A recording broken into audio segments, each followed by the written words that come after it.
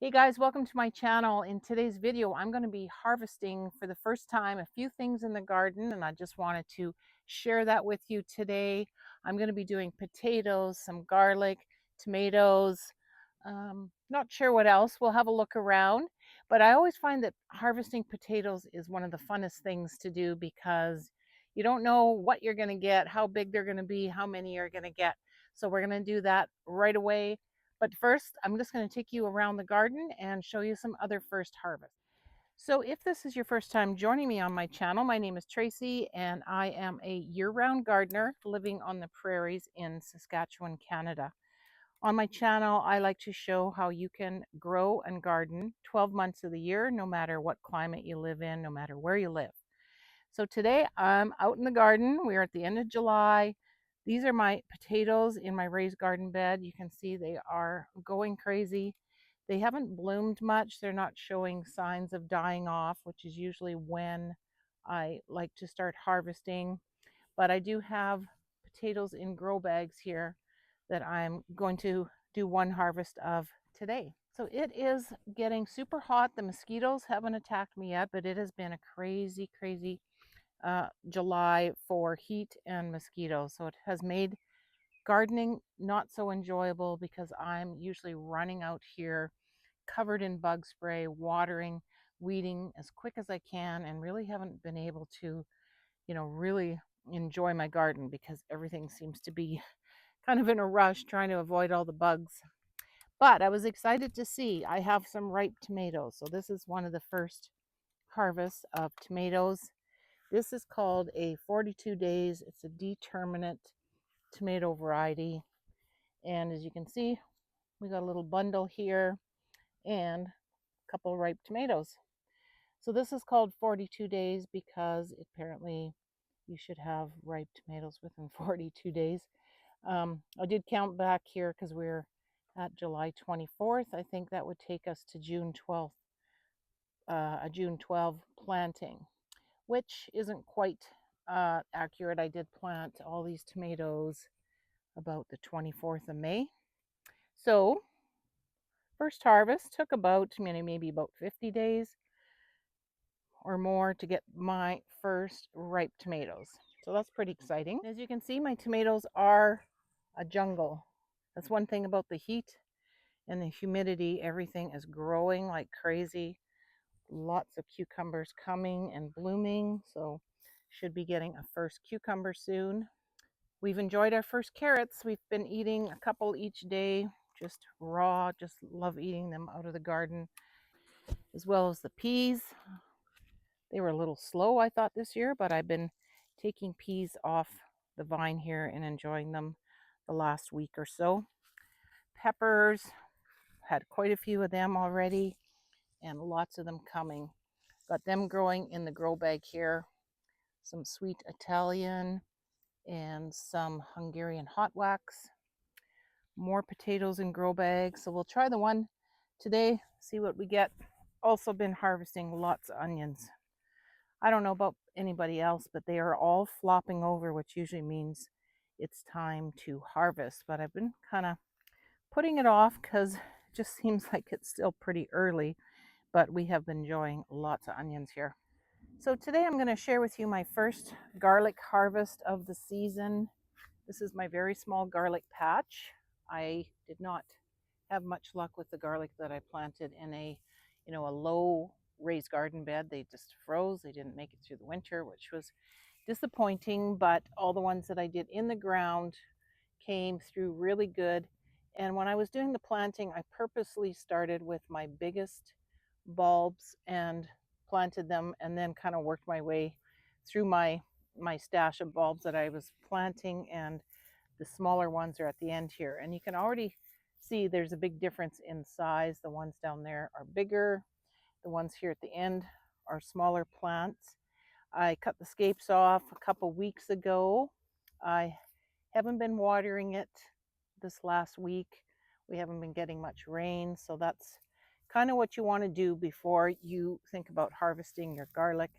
And then when you start to see that the leaves at the bottom are dying, 2 or 3 rows of them or 2 or 3 layers, that's usually a sign that the garlic should be ready for harvest. I'm going to leave these bigger ones just a little while longer because they're still pretty green. But today, let's try digging up one of the little garlics here and see what we get. So as I mentioned, you should usually try not to water them too much before harvest, kind of let them dry out so that they are easier to pull out. And you don't want to just yank them. It's better if you kind of bury them so that you bring up those roots along with them. So I'm just going to get under here with my hoary knife, just kind of work it up and see what we get.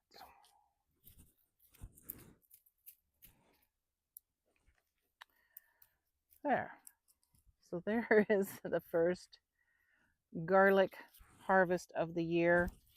Not a super size, but you know, it's still a nice little bulb here. We're probably going to get, you know, 4 or 5 cloves of garlic. So like I said, I'm going to just leave these till I see some more leaves drying here over the next week or so. Then I will do a harvest of all of them and start curing them. But this one might be one that we enjoy fresh right now. Okay, so this is the potatoes we're going to try harvesting today. One thing I did notice, and we were discussing in our gardening community on the school platform that gardeners growing together, was the flowering. That was something that not a lot of my potatoes did this year. I didn't see a lot of flowering, which is usually the sign that it's starting to produce some tubers underground, and usually that's when, you know, you start kind of digging around and looking to see if there's any baby potatoes you can steal. But a lot of mine didn't bloom, but I think that's, you know, it's sometimes that's just the way it is. It could be just different weather conditions this year.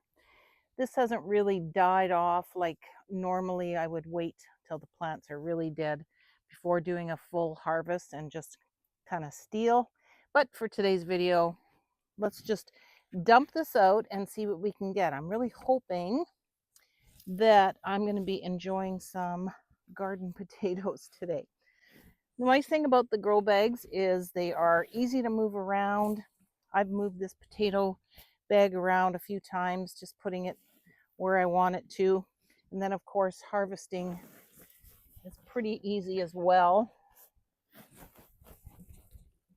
I did a little bit of dirt and then a good layer of straw, so it didn't take a lot of soil to plant these. And there it is, first harvest. I hope there's more.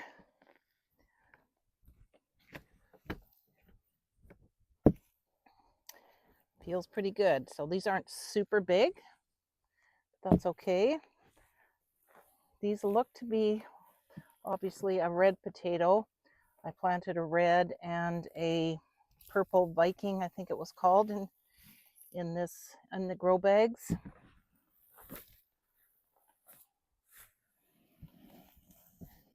And I think I did three seedling potatoes in each.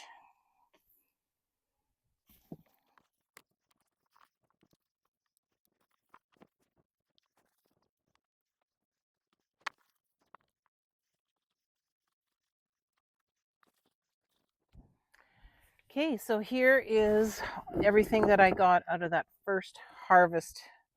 That would be the biggest potato out of them all. As I said, I had 3 plants in that grow bag. It was a 15-gallon grow bag. I probably should have left them a little bit longer or tried to just, you know, go and steal some of the bigger ones, but I just wanted to rip one up and get a meal out of it. So we will be able to get a nice meal out of this batch here.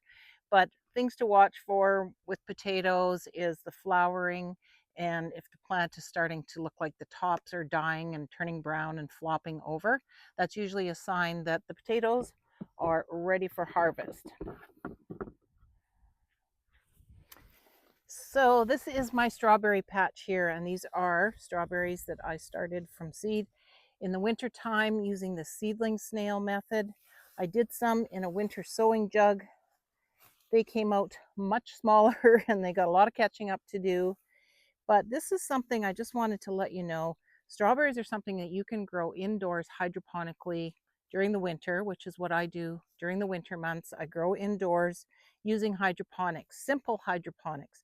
So I just wanted to let you know that by the end of the season, I will be taking these one or two of these plants, washing off the roots, setting them up in a simple, cracky hydroponic system. I'll probably be doing that with my peppers and maybe some tomatoes that I am rooting. So if you're interested in learning how to get started in indoor hydroponics, I have a community on the school app called Simple Indoor Hydroponics that you can join. And it runs you through a very basic course, starting with simple things like lettuces and herbs, how to get set up and grow them hydroponically indoors. It's a very easy course that you can work at on your own pace. There's a 7-day free trial in that community. And then after that is a $9 a month membership. So I really am trying to encourage people who think that they can't grow 12 months of the year because they live in a cold climate, that you can do indoor growing if you want to grow your own food during the winter. I am doing lettuces, tomatoes, peppers, strawberries, cucumbers, herbs, all sorts of things that I don't have to worry about buying in the grocery store. So again, check that out in the link in the description box below. Thank you for watching. I hope you enjoyed some of my first harvests at the end of July. Leave me a comment. Let me know what you're harvesting for the first time out of your garden right now. Thanks for watching.